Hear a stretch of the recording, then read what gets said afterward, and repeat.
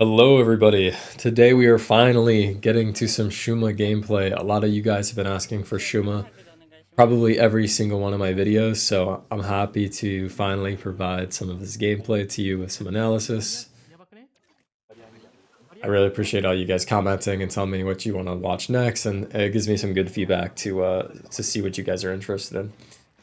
So this is a monthly challenge from Shuma, and he is playing Splash. Of course, he is only playing Splash in every single event he's in. This monthly challenge is Tower Control on Wahoo World and Hammerhead Bridge. Pretty good maps for Splash, I would say. I would just generally say that Splash is an excellent pick in Tower Control because it has great paint and Crab. Crab Tank is super good for pushes and defense. There is no point where it is really weak if you are using it correctly. Shuma's teammates are Haruki, the E-Leader, Makudon, the Enzap, and Yochan, the S-Blast. So his team is very, very strong here. And there are also tons of top players on the enemy team. In this game alone, there's Toto and Eat Spa, a couple other players. I'm not sure who they are exactly, but I am sure I have seen these guys around. And they're actually trying to do a triple bubble cheese strategy on the enemy team. So they're just trying to bubble the tower and get a couple kills and just quickly roll it through the checkpoints for free. They also have a dapple for the cooler. That is Neat Spa, the best dapple in the world. And he's also been kind of tearing it up in Rainmaker, actually. He's very high XP. So Shuma's going to crab in front of the tower here, try to get some picks, try to move the objective, and forces the enemy bubble in the cooler. But the enemy team just has weaker guns due to their strategy. They have a Vanilla Blaster, a Decab, a Dapple, and a Hydra. So I would definitely say that Shuma's team has a large advantage in terms of the fighting potential on these guns. Shuma will be painting, trying to get a crab because he knows that's gonna progress the push. He's actually gonna catch Toto here, and that Kraken is going to actually potentially find someone in the back there. And now Shuma and his team are just gonna move in, try to pick off the remaining players, and try to KO this game. They still have one check to go. Tower Control is a very scrappy mode. There's tons of fighting. It's probably the best mode to play if you're trying to practice your fighting. There's no shortage of action in this mode. And Shuma's actually going to crab mid from their side, but get quickly caught. Probably a mistake to crab in such a vulnerable position. But the enemy team can't really keep up. It's S-Blast, E-Leader versus some slower, shorter range guns, so it's very, very hard. Plus the paint from the Enzap and the Splash. It's just going to be very hard to win. And Shuma's just going to have another crab on tower here. The Hydra has bubble again, so he has to back off because he will get shredded if he does decide to fight that. But they're solidly controlling middle, so there's no rush to try to run into the enemy spawn and force anything because they are just winning. They don't need to make any plays to ruin that opportunity. Shuma painting up the spawn, can find the Hydra here, maybe pick him, but unfortunately dies from behind. And this push looks like it's going to end, but thankfully his teammate is playing custom E-Leader and they have beacons, so it's quite easy to reset. Beacons are definitely good on both of these maps. I would say better on Wahoo than Hammerhead, but having an E-Leader is very strong on Hammerhead because it's a very flat, open map generally. And Haruki is also a 4K tower control player, and Yochan is also a 4K tower control player, and I believe Shuma is at least 37, 38 in this mode. So, they have a very elite level tower control team, which is why I think they decided to team up here.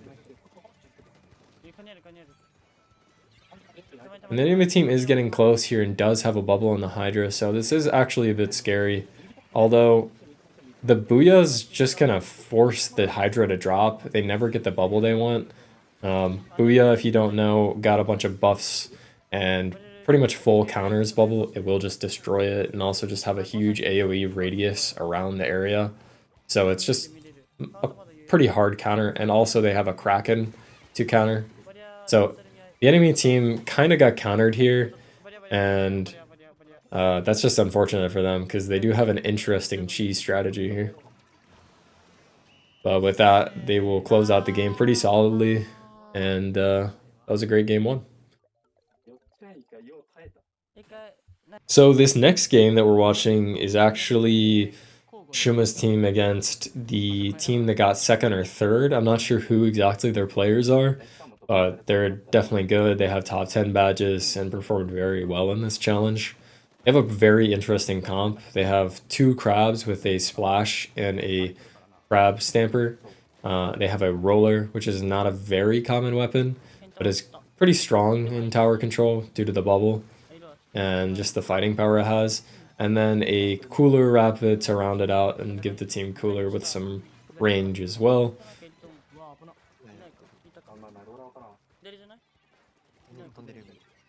Shuma looking down low, seeing if he can find any players, find some angles on some of these guys hiding behind the right ledge.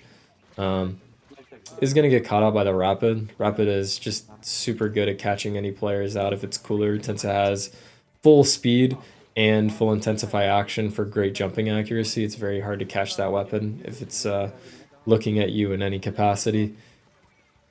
And this team has double crab bubble, so the pushes can get very dangerous against Shuma's team, even with the defensive tools that they have. But luckily, they are able to just win a lot of these fights, do their comp and players, and keep the game in a pretty good state. Shuma has crab. I'm interested to see what he does. He actually will crab on the front ledge, but he's just getting spammed by the rapid. He actually does catch him with the damage from another player. And he sees this roller, but the roller just has great vertical flicks and does catch him. Although it is a cooler trade, so not bad for Shuma at all. Nice movement by the green stamper there.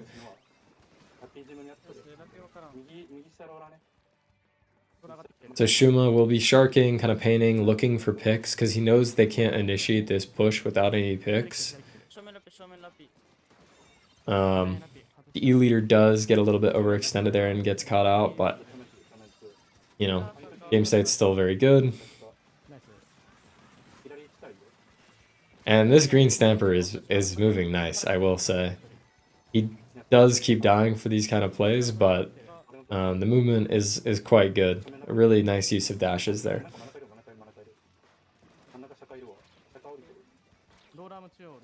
And the enemy team has a very strong defense. They have several guns that are very individually strong, and it's making it very hard for Shuma's team to actually get a substantial push here. Although with the beacons from the E-leader, they can continuously keep funneling from the right and defending. I found it really interesting that the E-leader actually placed 2 beacons on the top right, because he knows that, you know, if the first beacon expires, they'll have the second one, and it seems like maybe there isn't a better place. I'm definitely interested in that and what the reasoning for the beacon placement is. Also, maybe because the E-leader will not be going low ground to place beacons like a Dapple might, so pretty interesting. The enemy team is making a push, but they end up overextending and going 3 down. Although they do get a crab on tower and a bubble, so actually really nice play. That was a beautiful use of specials. And they do secure the first checkpoint, which makes this game a lot scarier, since the tower control push can be snowballed against you very quickly.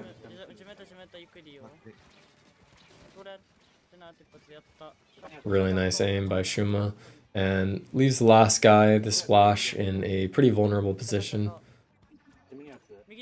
Enemy team is really using stealth jumps very well. They're constantly running around in strange spots, although they're getting a little bit greedy and getting caught out a lot, and Shuma's team is very good at cleaning them up, which, you know, this is looking like a very strong push could be forming here if the orange team isn't able to actually get any kills.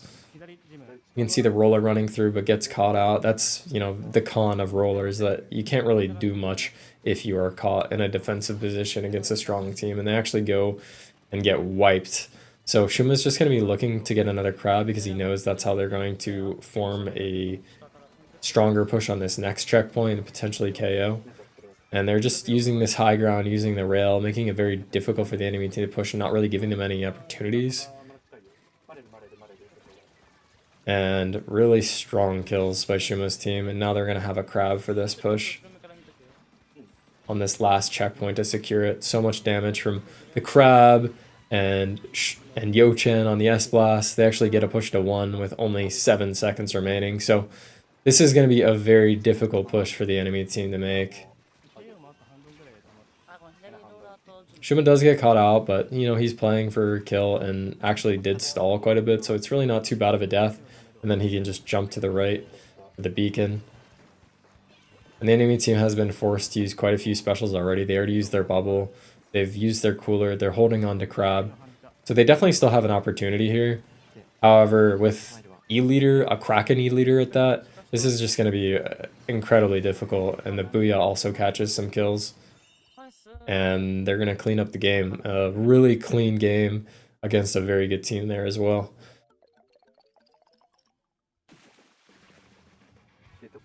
Alright, so we have one more game against some more top players. Not exactly sure what the names of these players are, but I know they're very strong and I've seen at least a few of them before. I would say that their composition is definitely weaker, but they do have some solid fighting power with the Gal and the S-Blast, and some utility from the Dapple and the Hydra. Although, once again, Hydra versus E-Leader is a very difficult matchup, and Dapple also probably has a very hard time against Shuma's team here with their composition. So Shuma's going to get his crab in the early game and just force the enemies out of mid completely. The Hydra has to back up. The other 3 players have to go in the bottom left corner and do end up getting picked off. And this is going to initiate a very strong push. Once again, Shuma will be getting his crab, watching for any flanks, picks the Dapple off, and has crab once more. He will use the crab to force the Hydra back, and is able to kill some of these beacons. He's paying attention to the beacon jumps from the map. He can see that the Dapple jumped because the beacon was instantly destroyed, rather than just being brought from 2 charges to 1. So really nice awareness there. And with another crab coming in a second here, Shuma's actually just gonna try to run up, barely dodges the Hydra and the whale somehow and lives. And then just decides to run through the left ramp, get a kill, and crab's here. This is a beautiful crab flank. Has to ball form due to the S-Blast shooting him. Nice movement by the enemy S-Blast, but he does end up getting picked by the Dapple because of the stalling from the enemy S-Blast. And once again, Shuma's team is in good control of this game. Shuma looking to get crab again.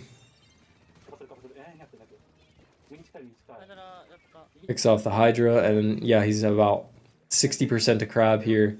Looking to get some kills on any players that are overextending like that Gal nearly did. You can see how aware these players are. You know, that jump out from the S-Blast is really nice. They're really not trying to give too many opportunities to Shuma's team to allow them to KO this game, because they know the pressure's against them. The tower is to 23. If they die, Shuma's team will just knock it out. So really strong defense actually by the enemy team. They're playing it very well. I think neutral is probably going to be the hardest push, or the hardest moment for the enemy team, since they don't really have a crab. They don't have, you know, much to deal with the E-Leader or the S-Blast really, except their own. The whales can come out, the S-Blast can run in, but unless they go 2 down, I think Shuma's team has just such a strong defensive composition that it's pretty difficult for them to get a push. And you can see the enemy team is just having a difficult time finding anything. They are constantly 1 or 2 down, and if they do get some specials, they're not really seeming to find too much.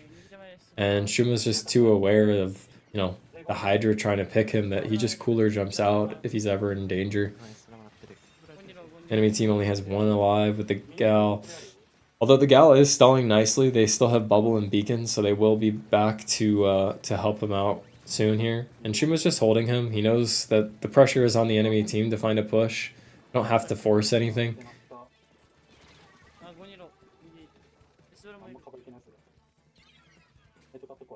And finally, with Shuma dead, they do have a chance, but the Hydra gets picked again by either the S-Blast or the E-Leader. And yeah, it's very hard for the enemy team to do anything. You can see how well Shuma's team is playing on this defense.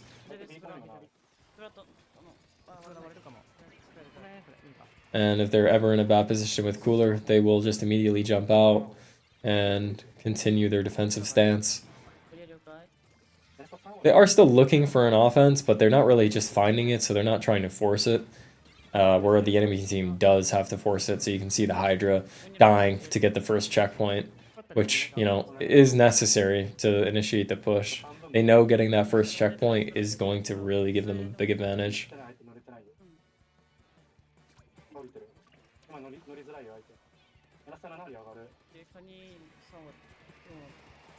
The enemy team is using several specials, and you can see they're actually getting a lot closer here to getting this next checkpoint.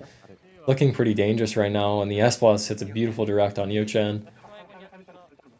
Shuma also hitting some nice shots, trades 1-for-1 there. And Yo-Chan's Booyah is actually just going to clear the tower with only 3 points left, so super close game there at the end there, actually, and a really nice try by the enemy team, but the defense was just too strong from Shuma's team. And, you know, after 2 hours of gameplay, Shuma ends up actually winning this challenge with his team. And I believe they got 2,700 points at the very least, so really nice performance by them. And you can see how good these players are in tower control and how much knowledge they have of this mode and how to play it. So really well played to them, and congratulations. Anyways, I hope you guys enjoyed watching. I really appreciate it. I've gotten a lot of support recently, so I appreciate all you guys, you know, liking and commenting and everything. And I know that I actually got a shout out from Melon, which I was really not expecting. So thanks to all the Japanese viewers that came over from that. I have massive respect for the Japanese scene, so I really appreciate anyone, especially that comes over from Japan to watch my videos. So thank you very much. I hope you guys enjoyed this one, and I'll see you next time.